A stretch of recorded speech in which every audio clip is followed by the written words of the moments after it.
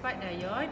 4 diode bukan 4 diode. Jadi kita nampak kita dapat gelombang penuh. Yang penuh tu gelombang. Jadi rektifikasi gelombang penuh. Jadi kalau kita tengok kat sini ada dia naik tinggi, lepas tu kita nak meratakan dia, kita guna kapasitor.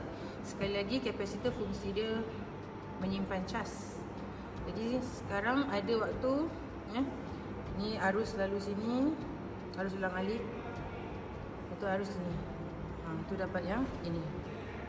Dan kemudian bila sini positif, arus begini. Jadi semasa bincang songsang ataupun reverse bias, tiada current lalu. Jadi bila kita on kan, semasa tu jadi kita meratakan arus.